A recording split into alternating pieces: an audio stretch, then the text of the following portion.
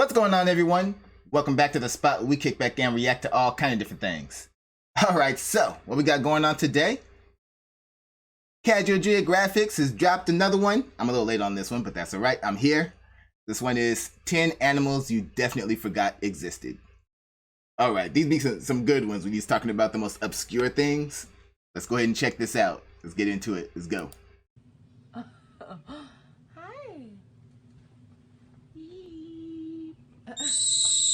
Wait, Quick what? question. Wait, hold up. What was that?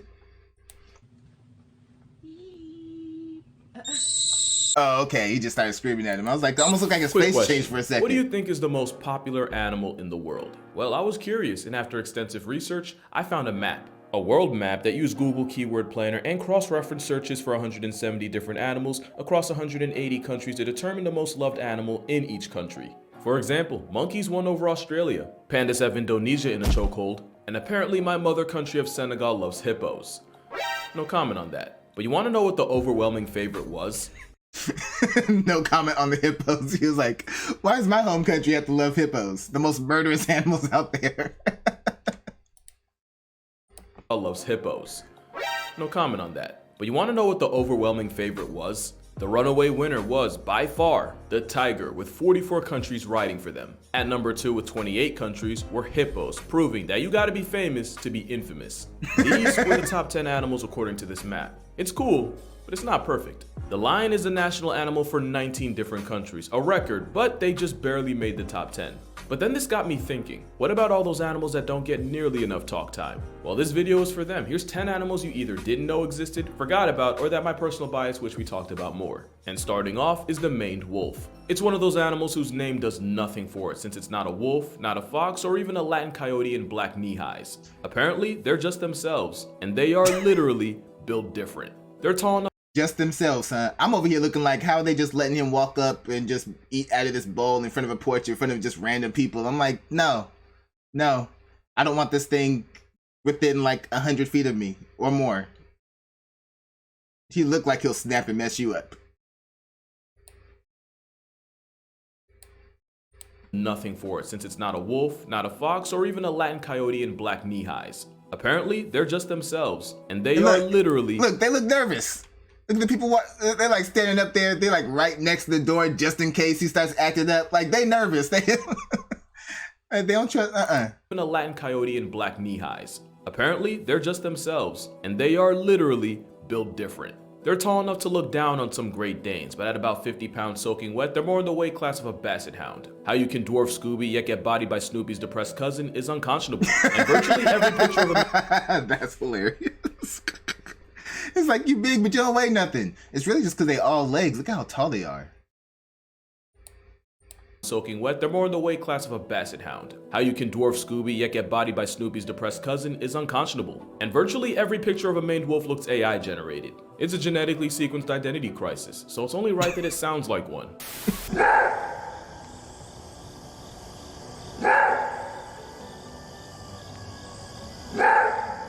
Is it a roar?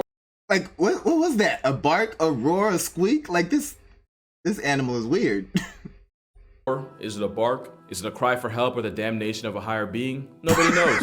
Not even him. Also, you probably heard that the maned wolf smells like Snoop Dogg salad. This is 100% true. In fact, they've even gotten some zoos raided by police looking for cannabis. But all they found was a canned mid-piss. If the canine family had a cookout, this ginger still puppy would be the one pulling up with veggie burgers. Now, that's weird. That's weird that it smells like that, of all things. Bring that back. I hear that one again. I was not expecting that. Or the damnation of a higher being? Nobody knows. Not even him. Also, you probably heard that the maned wolf smells like Snoop Dogg salad. This is 100% true. In fact, they've even gotten some zoos raided by police looking for cannabis. But all they found was a canned mid-piss. If the canine family had a cookout, this ginger still puppy would be the one pulling up with veggie burgers. Most of a maned wolf's grocery list includes fruits and veggies, with Lobera, aka the wolf's apple, getting its name from this portrait mode fox constantly eating it. They also made history as the first wild animal to be successfully treated through stem cell therapy after one got hit by a truck. All in all, I think they're pretty cool. I'd call them a dog that can't dog, but that's more accurate for the raccoon dog, another animal you probably forgot. Okay, so I don't care if it's a vegetarian or not. It looks like it'll get mad and mess you up. I'm still not going near one of them. existed. Most people know about them from two things: the Tanuki suit from Mario, and their role in Japanese mythology as the Bakedanuki. And due to certain aspects of that myth and the fact that I'd like to stay monetized, that's all I'm gonna say about them. Because unlike them, I don't have the balls to test guidelines. Raccoon dogs aren't even remotely related to raccoons. It basically stole their entire flow through convergent evolution. Oh man, the bad part is I know exactly what he's talking about when it comes down to guidelines of these things. Oh man, the folklore gets crazy. Like to stay monetized, that's all I'm gonna say about them. Because unlike them, I don't have the balls to test guidelines. Raccoon dogs aren't even remotely related to raccoons. It basically stole their entire flow through convergent evolution. They're canines, meaning they sit at the same lunch table as wolves, dogs, and coyotes. But their closest cousins are foxes. Which reminds me, close your eyes. There's no jump scare coming, I swear. This will be fun. Just close them real quick. All right. Okay, we'll play along. Fine. Everyone ready? Okay. What the hell? I immediately opened my eyes and I'm like, what the hell is all that? Wait, is that them making that sound? Sound like the clown car? That was not the sound of two clowns with marital issues. That was what a raccoon dog roll call sounds like. You see what I mean by the whole dog that can't really dog properly thing? They're the only canines that hide. That was the first thing I said. It sounded like a clown horn going by. Like what? Oh, bring that back. I get to hear that one more time. Quick. All right, everyone ready? Okay.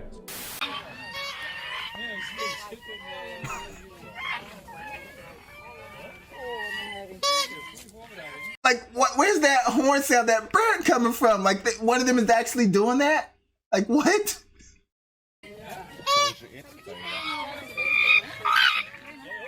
That was not the sound of two clowns with marital issues. That was what a raccoon dog roll call sounds like. You see what I mean by the whole dog that can't really dog properly thing? They're the only canines that hibernate. Seriously, they're the only one. They're that special. They can also climb trees, because of course they can. They're willing swimmers, because sounds about right. And they may or may not have been responsible for a certain virus putting the world on timeout. But considering the war crimes committed against them for their fur, I'm willing to look past it. There is no looking past this ET looking antelope. This is a saiga, and that is 100% unfiltered. They really do look like Star Wars in the face. That sizable schnoz piece For real? Oh man. Yeah, this really looks like a Star Wars animal. What is this? I'm like, is this where how they got inspiration for the Tauntauns? Oh wow! Straight alien goat. There is no looking past this ET looking antelope. This is a saiga, and that is 100% unfiltered. They really do look like Star Wars in the face. That sizable schnoz piece is designed to filter out the dust kicked up by a herd that used to be millions strong. It's like a built-in respirator that also makes them look like Alf's illegitimate child. I realize that's a dated reference, so here's Alf and here's a saiga. You see it too, right? Now you might be wondering, can that nose be used to amplify mating calls and increase their chances with females who sexually select for bigger noses? And you're absolutely right, they do use their noses to amplify mating calls and increase their chances with females who sexually select for bigger noses. Cause size queens come in many forms. And speaking of female validation, eligible bachelors will run fades with each other using those horns in order to gain control of a harem. Unfortunately, those horns can get them laid and laid to rest, since saigas have been victims of poaching, and that and disease and habitat loss nearly has this Narnia goat's entire population in the gulag. I hate hearing about that. Freaking poachers. I swear. Hate them.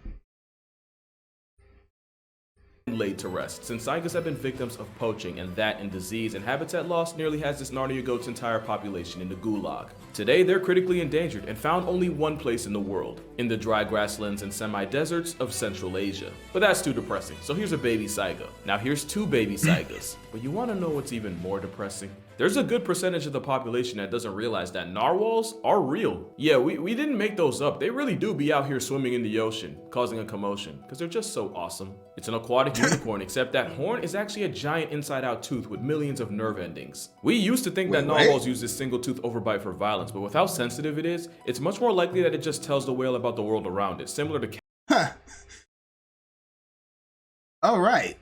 So unicorns are fictional, but narwhals are real?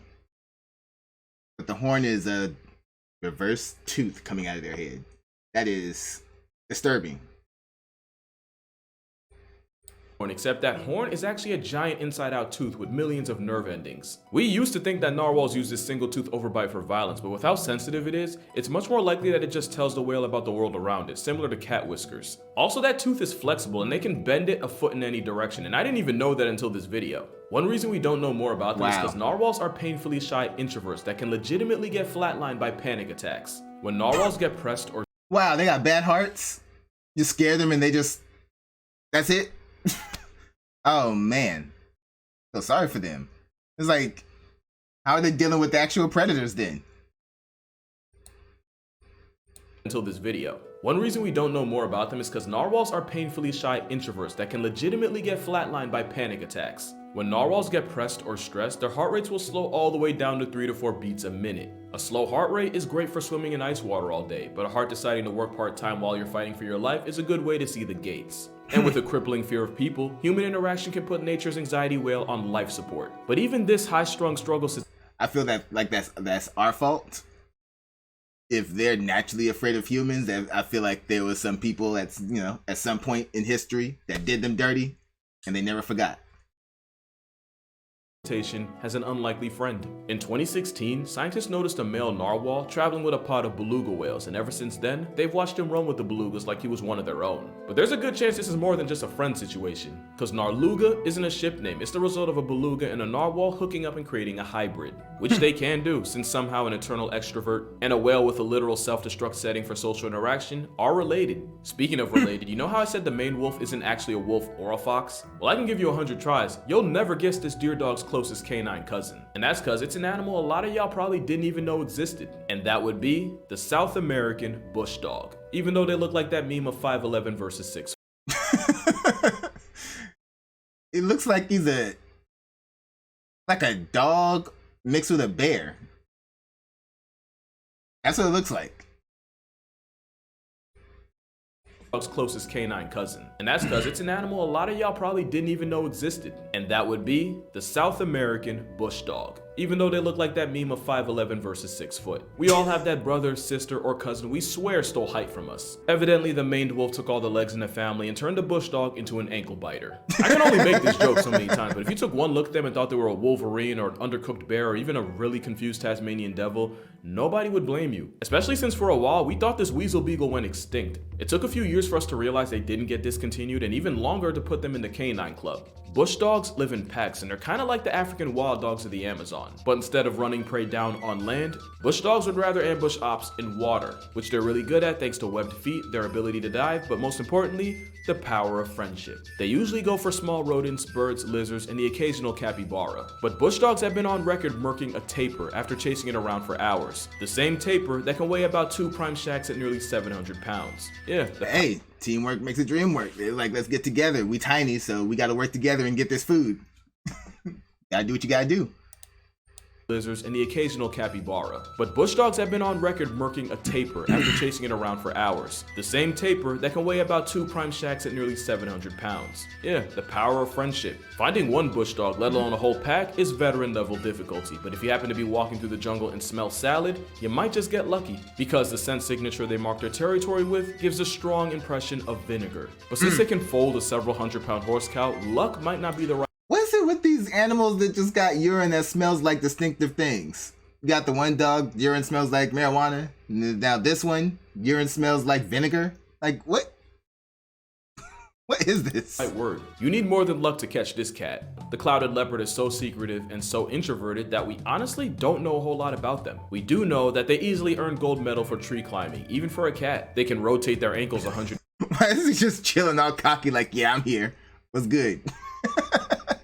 We do know that they easily earn gold medal for tree climbing, even for a cat. They can rotate their ankles 180 degrees, which means unlike most other cats, clouded leopards can climb down a tree head first. They'll even cross a branch upside down for no other reason but to flex. In fact, their entire existence is a flex. It's widely believed that this overcast kitty diverged from the common ancestor of the pantheran cats up to 9 million years ago. Not only does that make them the most ancient species of cat alive today, it also makes them a living fossil. You see, on the left is the skull of a clouded leopard, and on the right is the headpiece of Smilodon, aka a prehistoric predator of the saber-tooth variety. In fact, clouded leopards often get called the modern-day saber-tooth because they have the longest canine teeth of any cat relative to body size. That's longer than lions, tigers, and even the Cayman's paralysis demon, the jaguar. Also, despite its name, it's not technically a leopard, and while you could call it the smallest of big cats, scientists widely believe that the clouded leopard is actually the link between big cats and small cats. Big cats referring to lions, tigers, jaguars, leopards, and snow leopards, which also aren't even real leopards either, and small cats being the rest, like cheetahs, pumas, ocelots, and of course domestic cats. Also, it's not really a size thing, it's more like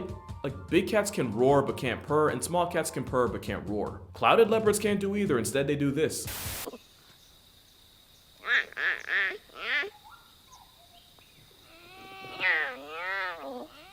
I hope that made sense. Okay, I guess that's why they're like, this has got to be the link between big cats and small cats, because that sound was like he was trying to meow and roar at the same time, and it just wasn't working.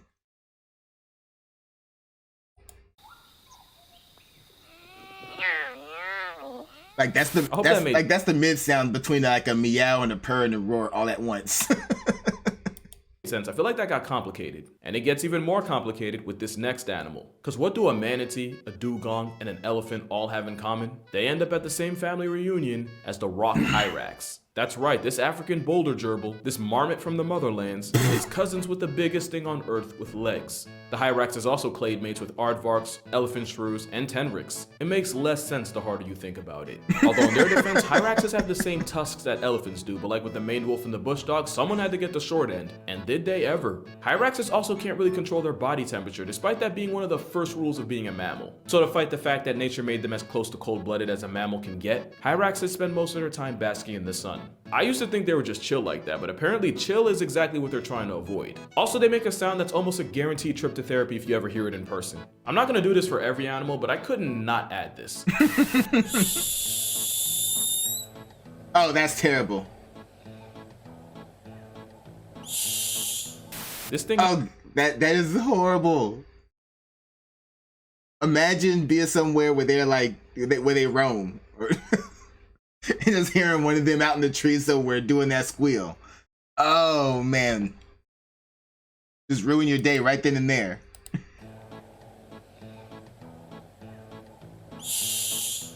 This thing has more in common with mammoths than it does with hamsters. I want that to sink in. And the only thing arguably more unbelievable than that is whales and dolphins being the closest living relatives of hippos. At this point, nothing really needs to be said. We all know hippos are homicidal demon pigs with the temperament of a landmine. In fact, I'm pretty sure they're only Google famous the same way Logan Paul was back in 2017. If you know, you know. But what a lot of people don't know is the tiny travel-sized version that lives today. The pygmy hippo is 5 times smaller and half as tall as their murderous cousins. They're also forest animals, solitary and naturally shy, and they're much less of a threat to humanity. Just don't go and tell them that. You know, this one's name is Sweet Pork. I'm not even making that up. Like basically every other animal, they can be on demon timing if you push them enough. But clearly the he's trying too. It's like the only thing that doesn't make him a threat is that he doesn't have the size of a natural hippo. That's it. He was really trying to mess dude up. If he had the powerful hippo jaws, it would have been over. This is an example of somebody who's just not big enough to hurt you. They're not. Just not don't go and tell them that. You know, this one's they're only saved by the fact that they physically can't hurt you. Name is Sweet Pork. I'm not even making that up. Like basically every other animal, they can be on demon timing if you push them enough. But clearly the aquatic oppression horse stole all their ill will, because no shot could you slap one dead in the face and not end up dead with no trace. Wow. Huh. Well, I'm not afraid to admit when I'm wrong. Now, you've definitely heard of this next animal before. It's just that the last time... Yeah, dude was pushing his luck right there. That hippo would have snapped at any moment. That would have been it. I don't know why people thinking that they could just do that to animals. And if we hear about this guy in the news the next couple of months, we'll all know why. Well, I'm not afraid to admit when I'm wrong. Now, you've definitely heard of this next animal before. It's just that the last time you probably did, Chris Rock and Jada Smith were on speaking and not slapping terms. And of course, we're talking about Madagascar's top predator and a bane to lemurs everywhere, the fusa. Although with its spelling, I'm pretty sure it's actually fossa, but the day I pronounce it like that is the day I lay my childhood to rest. The fusa is pretty much a Madagascar mongoose. And if you know how psychotic mongoose are, you'll understand why the lemur population treated them like terrorists. But one thing I never realized because of the movie is they're not that much bigger than the lemurs they eat. And they have the same flexible exorcist ankles as the clouded leopard, meaning trees are pretty much their home court, especially since they have tails longer than a Monday to keep balance. Fusas also have, I'm gonna say, interesting mating practices, and once again I want to stay monetized, so I'm not gonna step in that minefield. Just know that if you follow a female fusa long enough, you might not hear the choo-choo, but you will see a train. And while it's usually lemurs taking the yell, wow.